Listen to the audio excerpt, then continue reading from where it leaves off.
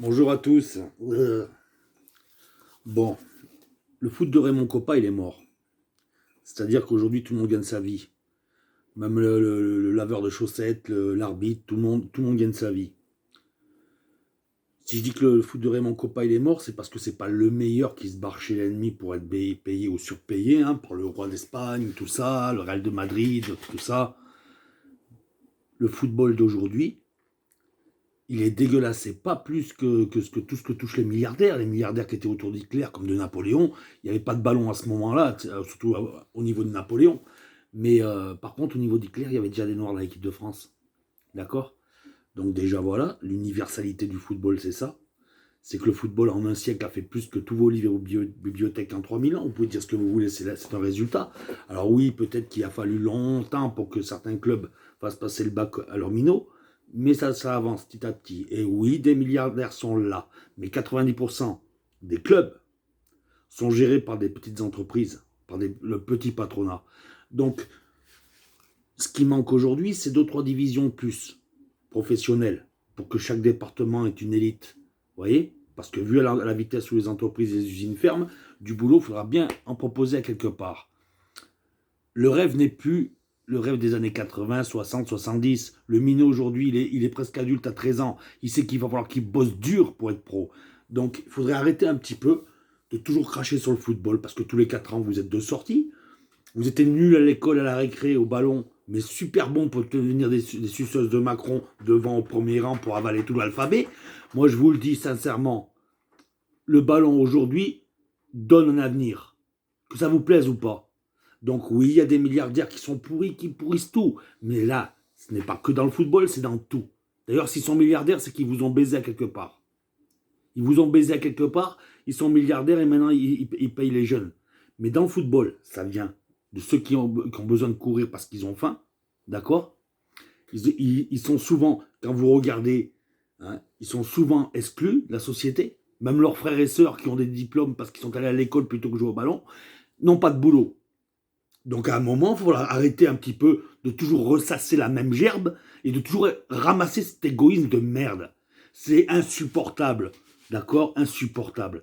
Et ça donne l'occasion à des pourris, qui sont déjà pas faciles à attaquer parce qu'ils ont endormi beaucoup de gens, mais ça donne l'occasion à des pourris comme Bernard Tapie de traiter les supporters ou le petit peuple de jaloux. Alors qu'il n'y a pas de jalousie là-dedans. Il suffit d'être juste. Donc on ne touche pas les footballeurs, on ne touche pas les gamins, on ne touche pas le sport, on ne touche pas le professionnalisme non plus. Et puis, il ne faut pas oublier une chose. Même si la France retire ses billes de partout, il reste toutes les autres grosses nations qui exploitent l'Afrique. On n'en parle jamais. Donc, si le football n'est pas là pour aider les Africains qui sont les premiers employés du football, on va faire quoi?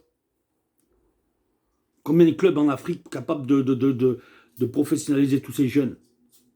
Alors ils viennent en Europe et grâce à leur salaire, qui est loin d'être le SMIC, ils nourrissent là-bas. Ils nourrissent là-bas où il n'y a pas de RSA, il n'y a pas de sécurité sociale, il n'y a pas de... Alors que vous êtes bien à l'aise au chaud en France. À lire vos livres, là. À éduquer les autres. Vous êtes saoulant, vous êtes diviseur, vous vous rendez même pas compte. C'est même méchant, putain. Donc c'est insupportable. Et moi j'envoie chez n'importe qui, même ma propre mère. Voilà, ma propre mère, elle reviendrait sur terre me dire oui, mais le football, je lui enverrai chier. Putain. Ouvrez vos yeux, putain, on n'est plus à l'époque de Raymond Kopa, là. Où c'était le numéro 10, le numéro 9 qui vendait son cul pour aller ailleurs. Non, c'est terminé, ça. Évidemment qu'il y a eu plein de saloperies, comme dans toutes les saloperies, celui qui l'a inventé le plus baisé, Larry Bosman. L'autre, il voulait à tout prix gagner autant que les meilleurs que lui. Du coup, il est au RSA, le gars. Et l'arrêté, il s'appelle Larry Bosman. Voilà. On lui a même pris son nom. Donc voilà, maintenant, on est là parce que, toujours, les puissants, les milliardaires comptent sur vous. Vous, les langues. Les langues qui s'agitaient pour rien. Qui disent que des conneries. Que des conneries. Le football, même aujourd'hui, à l'heure actuelle, si on prend tous les salaires liés au football, c'est le premier employeur de France. Ou peut-être numéro 2 derrière la SNCF, ou je ne sais quoi. Et encore, vu le nombre de sous-traitance et compagnie, je me demande. Je me demande si entre la Ligue 1, Ligue 2, Nationale et compagnie, et tout ce qui est autour du football, c'est-à-dire le médical et compagnie, si c'est pas le premier employeur de France. Alors en Europe, je vous raconte même pas.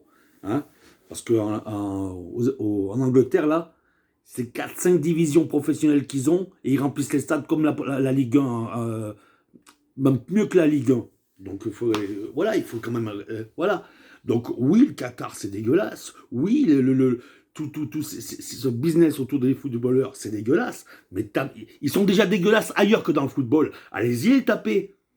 Chaque année, il y a la Formule 1 compagnie, il y a le Roland Garros et compagnie, bourré de seringues. Vous fermez tous vos gueules, tous vos gueules. Mais dès que c'est le football, ça y est. Et vous savez pourquoi? Vous savez pourquoi c'est vous le détestez le football? Parce que vous n'avez jamais eu le courage de pousser les autres à l'école pour avoir le ballon. Jamais. Voilà. Donc maintenant, vous gavez les couilles. Vous gavez tous les couilles de toujours ramener de la merde, hein, sans nettoyer quoi que ce soit.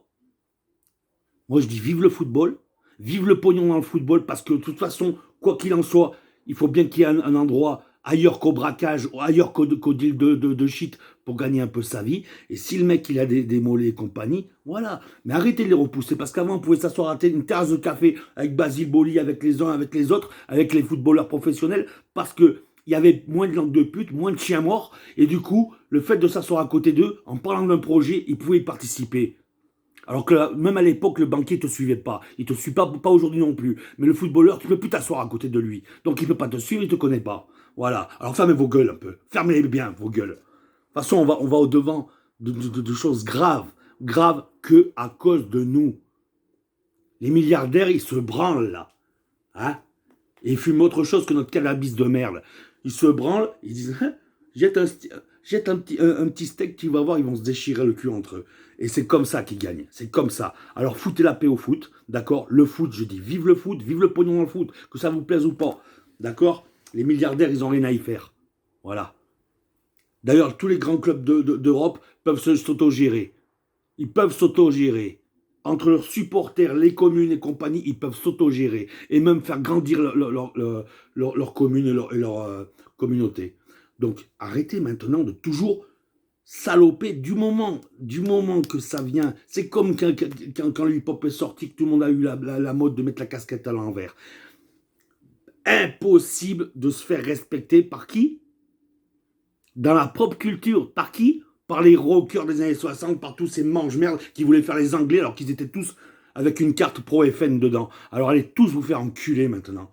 Voilà. Je vous le dis. Moi, je souhaite que tous les gamins qui ont envie de se sortir de leur bordel, de vie et compagnie, hein, plutôt que d'être putain glandé devant chez Pôle emploi, mais putain qu'ils soient professionnels en 4e ou 5e division, ça serait chouette. Allez, bye.